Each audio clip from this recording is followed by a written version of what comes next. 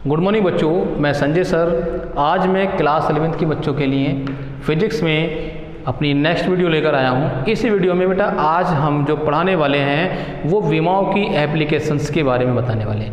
तो विमाओं की एप्लीकेशंस के बारे में मैंने पहले भी बताया था आपको। पिछली वीडियो में मैंने एक एप्लीकेशन आपको करा दी थी। वो क्या थी? किसी भौतिक राशि के मात्रक को एक पद्धति से दूसरी पद्धति में किस प्रकार बदला जाता है, ये हमने आपको उसमें बता दिया था। और आज की वीडियो में जो दो एप्लीकेशन हमारी रह गई हैं, एक तो समीकरण का संतुलन अथवा सत्यता की जांच करना, और दूसरा हमारे किसी भौतिक राशि को अन्य भौतिक राशियों से किस प्रकार संबंधित करते हैं ये। ठीक है, ये दो एप्लीकेशन आज हम बताने वाले हैं बेटा। तो हमारी इस वीडियो में आगे बढ़ने से पहले बेटा हमारे इस चैनल को सब्सक्राइब जरूर कर दें। अगर आपने अभी तक हमारे चैनल को सब्सक्राइब नहीं किया है तो सब्सक्राइब कर दें और लाइक करें। ठीक है, तो जल्दी से हमारे चैनल को सब्सक्राइब कर दें और आगे बढ़ते हैं बेटा। तो दूसरी जो एप्लीकेशन हमारी वो कौन सी एप्लीकेशन है? दूसरी एप्लीकेशन है हमारी कि किसी समीकरण, यानी कि कोई समीकरण है, किसी समीकरण, ठीक है, समीकरण या सूत्र का संतुलन, ठीक है, अथवा सत्यता की जांच करना,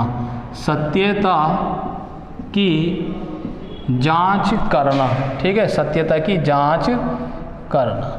ठीक है, ये एप्लीकेशन हमारी सेकंड एप्लीकेशन। ठीक है बच्चों, तो इस एप्लीकेशन में हम क्या करते हैं कि अगर कोई सूत्र है हमारे पास, भौतिक राशि का कोई सूत्र है या कोई समीकरण है, तो उस समीकरण की विमाएं लिखकर हम, अगर दोनों पक्षों की विमाएं बराबर होती हैं तो उसे हम कहते हैं कि ये समीकरण संतुलित है या इसकी सत्यता की जांच हो जाती है, वो सत्य है। ठीक है, वो सत्य है अथवा असत्य। अगर बराबर नहीं है तो असत्य है और बराबर है तो कैसा? सत्य है। जैसे हम बात करते हैं कि किसी सरल लोलक का आवर्तकाल, कोई एक सरल लोलक है, उसका आवर्तकाल अगर हम देखें तो कितना है? 2 पाई अंडर रूट में L/G। ठीक है, 2 पाई अंडर रूट में कितना है? L/G। तो ये जो समीकरण है इसका ये LHS है और ये RHS पद है। तो इन दोनों पक्षों को हम क्या करेंगे? संतुलित करेंगे। अगर इसकी विमा इस वाले पक्ष की विमा के बराबर है तो इसका मतलब ये समीकरण कैसी है? संतुलित है और ये सत्य है, समीकरण सही है, गलत नहीं होगी। ठीक है, नहीं? ठीक है बेटा, तो कैसा करेंगे? देखो, सबसे पहले हम क्या करते हैं ऐसी कंडीशन में, दोनों पक्षों की जो चीजें दे रखी हैं, जो भौतिक राशियां हैं, उनकी मात्रक लिखकर, अर्थात उनकी क्या लिखेंगे? विमाएं लिख लेंगे हम और फिर विमाओं को वहां पर रख देंगे। तो यहाँ क्या है? आवर्तकाल है। आवर्तकाल मतलब समय। तो आवर्तकाल की जो विमा होती है, आवर्तकाल की विमा कितनी होगी बेटा? आवर्तकाल की विमा T की विमा होती है कैपिटल T। ठीक है, कैपिटल T यानी कि समय की विमा T होती है। आवर्तकाल मतलब समय है। वहाँ क्या है? देखो 2 पाई, ये जो 2 पाई है, पाई की यानी कि एंगल, इसकी कोई विमा नहीं होती है बेटा, और आंकिक मान की कोई विमा नहीं होती। इसको मतलब 2 पाई की तो कोई विमा नहीं होगी। तो इसलिए किसकी बीमा होगी? यहाँ पर L की बीमा होगी और G की बीमा होगी। ठीक है बेटा, इस सूत्र को हम ऐसा करके लिख सकते हैं, 2 पाई L/G। देखो घात, ये जो वर्गमूल को घात हमने लिख दिया 1/2 के रूप में। ठीक है बेटा, अब देखो, अब हम L क्या है? लंबाई है। तो लंबाई यानी कि L की विमा कितनी होगी? कैपिटल L होगी। ठीक है, नीचे क्या है? G क्या है? गुरुत्वीय त्वरण। तो गुरुत्वीय त्वरण G की विमा कितनी होती है बेटा? वेग की बीमा होती है LT की घात -1 और त्वरण की बीमा होगी LT की घात -2। ये आप अच्छे से जानते हैं। ठीक है, अब ये जो बीमाएं मैंने लिखी हैं, इन बीमाओं को इन पक्षों में रख देते हैं। ये LHS पद है। तो अब देखो बेटा, इसकी बीमा कितनी है? T, कैपिटल T हमने ये रख दी। ठीक, बराबर। अब देखो, इसकी कोई बीमा नहीं होती तो इसको तो हम छोड़ देंगे। तो अब देखो यहाँ पर, देखो इसकी बीमा नहीं है, उसकी तो हमने क्या कर दिया? छोड़ दिया। तो ऊपर क्या है? L की बीमा लिख दी हमने कैपिटल L। ठीक है, घात कितनी है? देखो 1/2, तो 1/2 इसको अंदर लिखते चले जाते हैं एक साथ, 1/2। ठीक है। अब नीचे देखो गुरुत्वीय त्वरण जी की विमा कितनी है, L_T⁻² की घात 1/2, ठीक है, कोई दिक्कत। अब देखो क्या करा हमने, ऊपर L की घात 1/2 को ऐसे ही रहने दिया। अब देखो यहाँ पर ये जो पावर है इसको हम अंदर कर देंगे। देखो पहले इस पे भी पावर चढ़ा देंगे, इस पे भी अलग अलग लिख देंगे इसको, तो L की पावर 1/2 हो जाएगा यहाँ पर, ठीक है। ये पावर L पे चढ़ जाएगी 1/2, अब इस पे आएगी इंटू, देखो ये क्या T की पावर -2 पहले से ही है और ये गुणा में पहुंच जाएगा। बाहर जो ब्रैकेट पे पावर होती है वो अंदर जो किसी राशि पर पावर चढ़ाते हैं तो वो गुणा में जाएगी, ठीक है नहीं। तो क्या होगा, -2 गुणा 1/2, ठीक, 2 से 2 कट गए यहाँ पर, देखो ये पूरा का पूरा कट जाएगा, ये क्योंकि L की पावर 1/2 है, ये भी L की पावर 1/2, तो ऊपर नीचे ही हमने काट दिया। बचा क्या हमारे पास, 2 से 2 कट गया तो -1 बचा पावर में, तो ये T ऐसे ही रहेगा बराबर, तो ये ऊपर कुछ नहीं बचा तो इसको हम ऊपर ले जाएंगे, तो ये कितना हो जाएगा, देखो पहले लिख लेते हैं क्या बचा, T की पावर -1 ये बचा।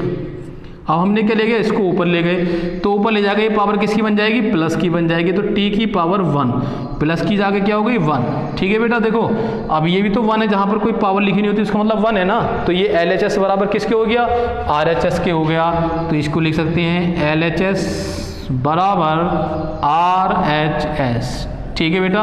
ये LHS बराबर किसके हो गया, RHS।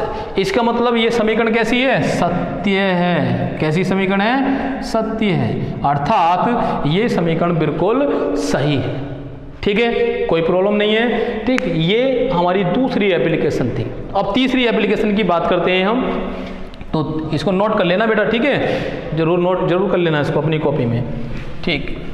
अब इसके बाद जो हमारी तीसरी एप्लीकेशन है वो है किसी भौतिक राशि को अन्य भौतिक राशियों से संबंध स्थापित करने, यानी कि उसको संबंधित करेंगे, किस प्रकार से संबंधित होती है, ठीक है, कैसे हम उसको संबंधित करेंगे, उसका एक एग्जाम्पल भी देखेंगे हम, ठीक है।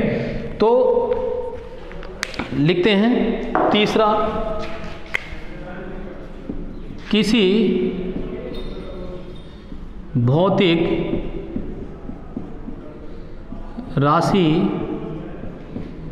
का अन्य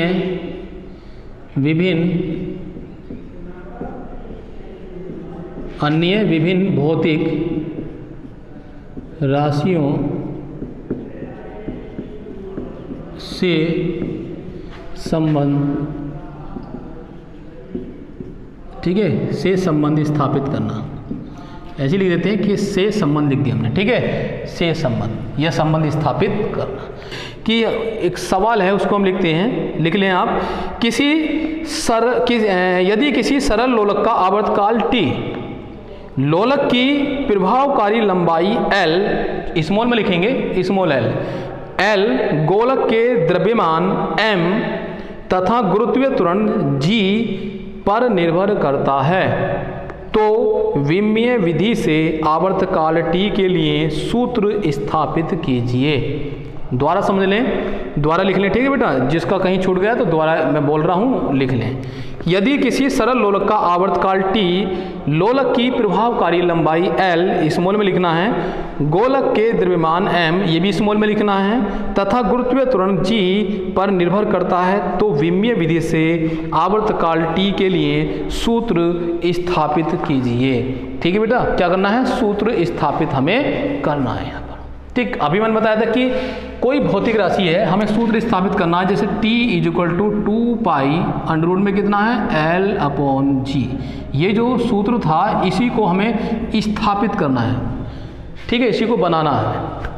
तो कैसे बनाएंगे, ठीक, यहाँ पर क्या है, ये आवर्तकाल T है, हम मान लेंगे कि ये आवर्तकाल T, ठीक है नहीं, लंबाई जो अन्य भौतिक राशि लंबाई की घात a पर और गुरुत्वीय त्वरण की घात b पर निर्भर करता है, ठीक है, ये हम मान लेंगे। मैंने बताया था कि मानते हैं इसमें, तो मानेंगे कि माना सरल लोलक का आवर्तकाल, सरल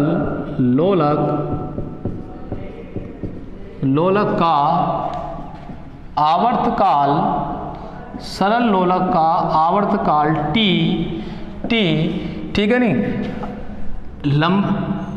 लंबाई या किसकी लंबाई है, धागे की, धागे की लंबाई, धागे की लंबाई L की घात A तथा गुरुत्वीय त्वरण किसका, गोलक का, जो गोलक है उसमें गोलक का गुरुत्वीय त्वरण, गोलक पर लगने वाले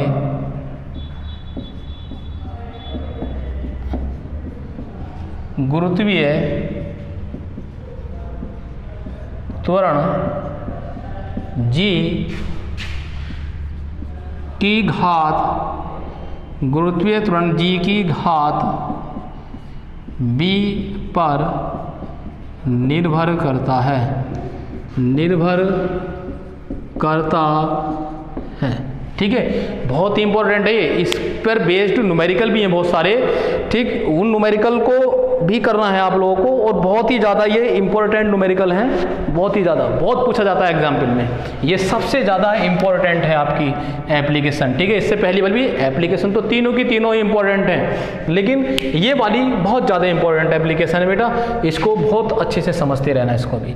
ठीक, तो हम लिख देंगे यहाँ पर अर्थात, ठीक है, अगर देखो माना सरल लोलक का जो आवर्तकाल T है वो धागे की लंबाई L की घात A तथा गोलक पर लगने वाले गुरुत्वीय त्वरण G की घात B पर निर्भर करता है, तब यानी कि अर्थात क्या होगा इसका मतलब कि T अनुक्रमानुपाती, ठीक है, किसकी घात है, L की घात A गुणा में लिखते हैं ये सब, गुणा G की घात B। ठीक है, ध्यान से समझ लेना इसको कि T अनुक्रमानुपाती, तो जब ये ऐसे निर्भर करता है कोई भौतिक राशि किसी अन्य भौतिक राशियों की घातों पे अगर निर्भर कर रहा तो उसका मतलब ये, उसको सबको हम ऐसे ही लिख देते हैं इस प्रकार से, T अनुक्रमानुपाती L की घात A गुणा G की घात B। इसको मान लिया समीकरण नंबर 1। क्या मान लिया इसको हमने, समीकरण नंबर 1। बेटा इतना नोट कर लेना अभी, ठीक है, क्योंकि मैं रफ करूंगा ऊपर, तो हमने लिख दिया इसको समीकरण नंबर 1। अब हमने क्या करा कि बेटा दोनों पक्षों की वीमा लिख दी। क्या लिखेंगे हम, दोनों पक्षों की वीमा लिख देंगे, दोनों पक्षों की वीमा लिखने पर। ठीक है, अब इसको या करके भी लिख सकते हैं हम, ऐसा करके पहले इसको लिख दें, या T बराबर कुछ ना कुछ कांस्टेंट आता है तो कांस्टेंट हम लिख दिया K, तो यह L की पावर A और G की पावर B। ठीक है बेटा, तो ये समीकरण नंबर 1 तो ऊपर वाली है ना, चाहे इसको समीकरण नंबर 1 मान लें, चलो इसको मान लेते हैं हम समीकरण नंबर 1, ये हमने मान लिया। अब हमने दोनों पक्षों की क्या लिखी, वीमा लिख दी। दोनों पक्षों की वीमा लिखने पर, दोनों पक्षों की वीमाएं लिखने पर, वीमाएं हमने लिख दी। ठीक है, लिखने पर तो क्या होगी वीमाएं, देखो T की वीमा कितनी होगी, ये आवर्तकाल है, T की वीमा तो कैपिटल T होगी। ठीक है, कैपिटल T, ये लिख दिया हमने कैपिटल T। तो इसको जब हम लिखते हैं तो टोटल हम क्या लिखते हैं, MLT, ऐसा करके लिखते हैं ना, तो इस प्रकार से लिख लेंगे इसको। तो T की पावर तो 1 है, प्लस में है, तो देखो ML, यहाँ पर M और L की वीमा तो है नहीं है, तो क्या करा हमने, इसकी पावर 0 बना लिया और L की पावर भी हमने 0 बना लिया।